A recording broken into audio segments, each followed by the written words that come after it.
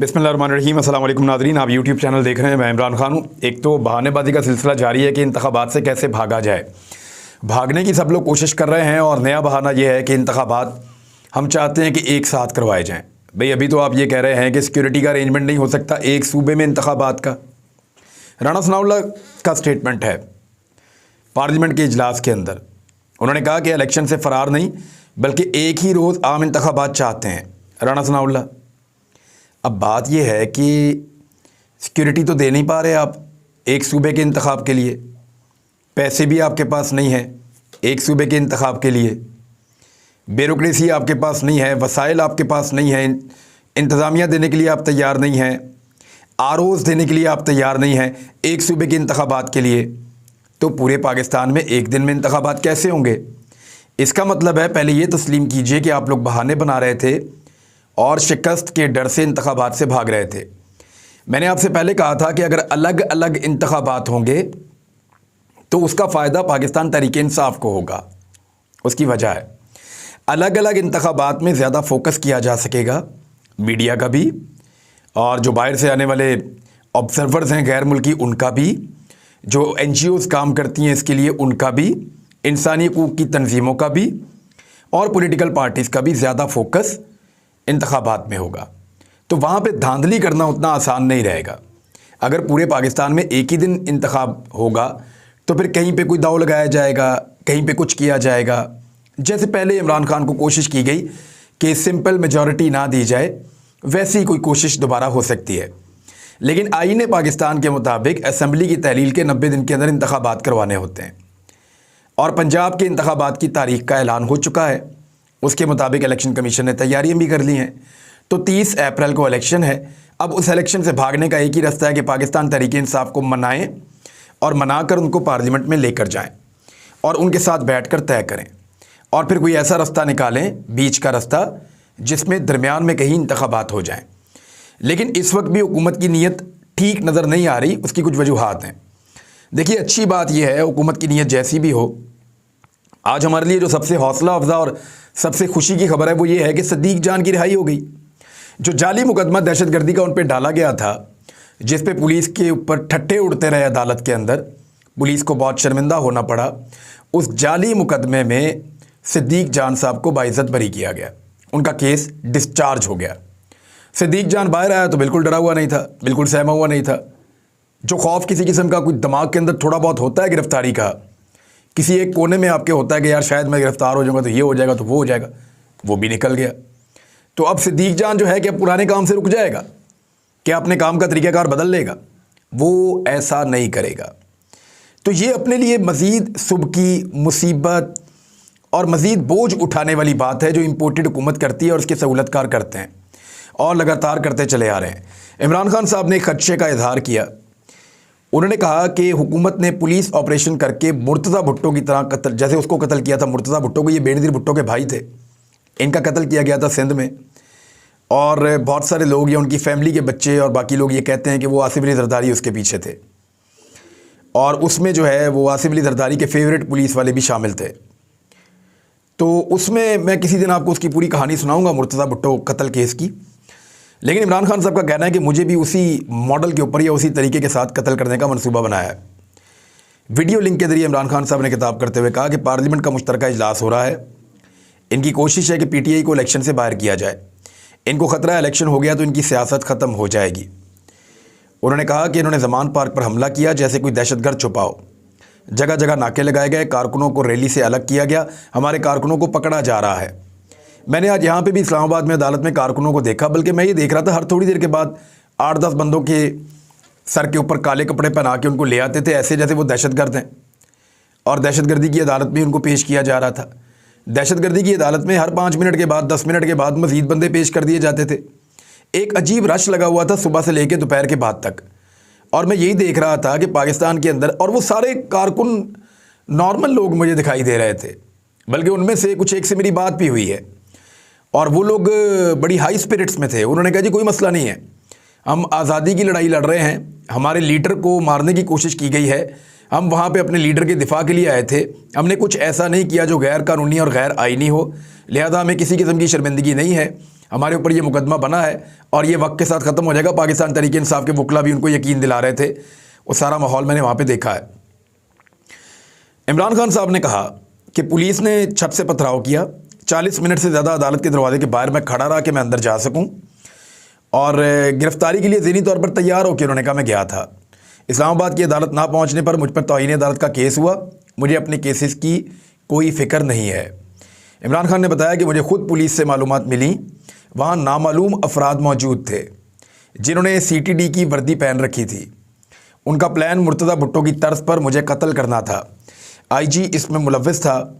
उनका अब एक और प्लान है जो IG पंजाब, IG KP और हैंडलर्स ने मिलकर बनाया है। इमरान खान साहब का ये कहना है कि जो मुख्तलिफ़ IG पंजाब लगाए गए हैं रिजीम चेंज ऑपरेशन के बाद, वो IGs भी इस बुनियाद पर लगाए गए हैं कि वो वफादारी साबित कर रहे हैं इम्पोर्टेड हुकूमत के साथ या निगरानों के साथ या सहूलतकारों के साथ।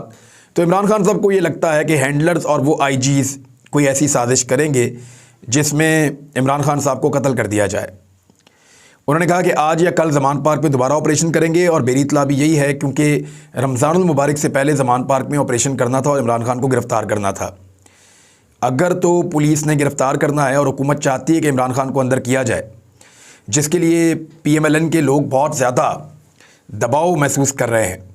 एहसन इकबाल ने तो यहाँ तक कहा कि हमारे कारकुन हम पर दबाव डाल रहे हैं और हमसे ये सवाल पूछते हैं कि इमरान खान को गिरफ़्तार क्यों नहीं किया जा रहा। भई आपकी ख्वाहिश पे तो नहीं होंगे इमरान खान गिरफ़्तार, वो तो अदालत उन्हें गिरफ़्तार करेगी और अदालत जो है उसके अंदर कोई चीज़ आपको साबित करनी पड़ेगी। जब आप साबित नहीं कर पाते, एक बयानिया नहीं बना पाते, तो फिर आप गिरफ़्तार कैसे करेंगे। जब सदीक जान को गिरफ़्तार कर लिया, हमारे जैसे आम लोगों को तो आप गिरफ़्तार कर सकते हैं, लेकिन एक ऐसी शख्सियत को गिरफ़्तार करना आसान नहीं रहता, लोग जिनके लिए जान देने के लिए तैयार हों। मियाँ जावेद लतीफ़ ने तो यहाँ तक फ्रस्ट्रेशन में कह दिया कि कौन लोग हैं जो हुकूमत को गिरफ़्तारी से मना कर रहे हैं, ज़रा हुकूमत बता दे। यानी अब एक नया बयान बनाया जा रहा है कि इमरान खान को गिरफ़्तारी से रोका जा रहा है। अदलिया के ख़िलाफ़ जो एक कैंपेन चलाई गई है, उस कैंपेन में मेरे हाथ कुछ बड़े अहम सबूत लगे हैं। मैं आपको फिर कह रहा हूँ कि अदलिया के ख़िलाफ़ जो एक घिनौनी कैंपेन आजकल चलाई गई है, उस कैंपेन के हवाले से मेरे हाथ में बड़े अहम सबूत लगे हैं। मैं उन सबूतों की बिना पर एक वीडियो रिकॉर्ड कराऊंगा और वो आप सब सुनेंगे, आपको आइडिया हो जाएगा कि अदलिया के ख़िलाफ़ किस किस्म की कैंपेन पाकिस्तान में चलाई जा रही है। इमरान खान साहब ने कहा कि कारकुनों को इश्तियाल दिलाया जाता है और मुझे इस दफ़ा साना मॉडल टाउन की तरह हमारे लोगों का खून बहाया जाए, वो ये भी कोशिश करते हैं। पुलिस मेरे घर तक पहुंचे और मुझे मुर्तज़ा भुट्टो की तरह कत्ल कर दिया जाए, ये भी वो चाहते हैं। उन्होंने कहा कि ये जितना इश्तियाल दिलाएं, कारकुनों ने कोई रद्द-ए-अमल नहीं देना। मेरे ख़िलाफ़ कोई नया वारंट भी लेकर आएँ तो कारकुन घर के अंदर आने दें इन्हें। मैं अपने लोगों से दरख्वास्त करता हूँ कि आपने किसी के कहने पर इश्तियाल में नहीं आना। पाकिस्तान तहरीक इंसाफ के चेयरमैन ने कहा, वैसे तो मुझ पर तमाम मुकदमात में ज़मानत मिल चुकी है, फिर भी अगर पुलिस कोई वारंट लेकर आती है तो आ जाए। मैं गिरफ़्तारी देने के लिए तैयार हूँ, लेकिन अपने लोगों को मरने नहीं दूंगा। मुझे अपने केसेस नहीं, कारकुनों की फ़िक्र है। अदलिया हमारे हुकूक की हिफाजत करे। इमरान खान ने मज़ीद कहा कि हफ्ते की रात मीनार पाकिस्तान पर जलसा होगा। अगर ये मुल्क पर बैठे रहे तो आपका कोई मुस्तकबिल नहीं है। जितने पैसे हमने IMF से लेने हैं, इससे ज़्यादा पैसे इनके बाहर पड़े हैं। और सेनेट में इसाक डार ने खुद IMF प्रोग्राम को हमारे न्यूक्लियर्स के साथ जोड़ा है, हमारे मिसाइल प्रोग्राम के साथ जोड़ा। अच्छा, सदीक जान साहब की रिहाई के ऊपर जो है वो पूरे पाकिस्तान में खुशी मनाई जा रही है। ये मैंने आपको बताया कि इमरान खान साहब ने क्या कहा। इमरान खान साहब के ख़िलाफ़ कुछ केसेस हैं जिन पे बड़ी उम्मीदें बांध रखी थी हुकूमत ने, उन केसेस में हुकूमत को अब शिकस्त हो रही है। ममनुआ फंडिंग का मामला, इमरान खान की ज़मानत मनसूख करने की FIA की दरख्वास्त जो है वो मुस्तरद कर दी गई है और वो बड़ी टेक्निकल चीज़ें हुई हैं वहाँ पे। आज मुझे वकला ने बताया और उन्होंने कहा कि आज FIA के पास जवाब ही नहीं था जब सवालात उठाए गए और चीज़ें सामने लाई गई।